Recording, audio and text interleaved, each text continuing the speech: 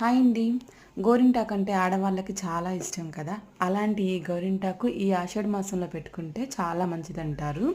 గోరింటాకు పండని వాళ్ళకైనా సరే ఈ చిన్న చిన్న టిక్స్ వాడి ట్రై చేయండి. గోరింటాకు బాగా పండుతుంది. ఫస్ట్ గోరింటాకులో ఉన్న కులినాకులు, ఎండినాకులు, కాడలు తీసేసి పక్కన పెట్టుకోవాలి.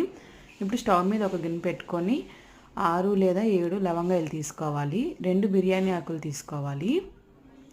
అలాగే ఒక ప్యాకెట్ కాఫీ పొడి ప్యాకెట్, ఏ పొడి అయినా ఏ కంపెనీ అయినా పర్వాలేదు. కాఫీ పొడి ప్యాకెట్ ఒకటి తీసుకొని ఒక గ్లాస్ నీళ్ళు పోసి బాగా మరిగించుకోవాలి. ఒక గ్లాస్ నీళ్ళు కాస్త అర గ్లాస్ నీళ్ళు అయ్యేంత వరకు మరిగించుకోవాలి. చూసారు కదా, ఇప్పుడు మీకు వీడియోలో చూస్తున్నాను. ఇలా ఒక గ్లాస్ నీళ్ళు కాస్త అర గ్లాస్ నీళ్ళు అయ్యేంత వరకు మరిగించేసుకోవాలి బాగా.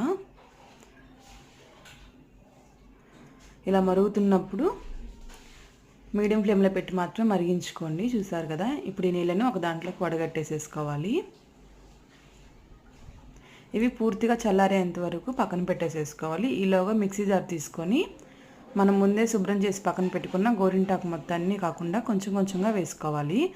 అందులోకి కొంచెం చింతపండు, అలాగే ఒక్క పొడి తెలిసే ఉంటుంది కదా చాలామందికి, కొంచెం మజ్జిగ వేసి ఒకసారి మిక్సీ పట్టేసేసుకోవాలి. అలాగే అందులో కొంచెం పంచదార వేసుకోవాలండి. పంచదార వేసుకుంటే గోరింటాకు ఊడిపోకుండా బిగుసుగా ఉంటుంది. అలాగే మనం ముందే రెడీ చేసుకున్న ఈ లిక్విడ్ కూడా కొంచెం కొంచెం వేసుకొని మెత్తగా మిక్సీ పట్టుకోవాలి. చూసారు కదా, ఇలా మిక్సీ పట్టేసేసుకోవాలి. ఇప్పుడు చక్కగా పెట్టేసుకుంటే ఎర్రగా పండుతుందండి. వీడియో నచ్చితే లైక్ చేసి సబ్స్క్రైబ్ చేసుకోవడం మాత్రం మర్చిపోకండి. మిగిలిన నీళ్ళతో కొంచెం కొంచెం తడుపుకుంటూ గోరింటాకు పెట్టుకోండి మర్చిపోకుండా.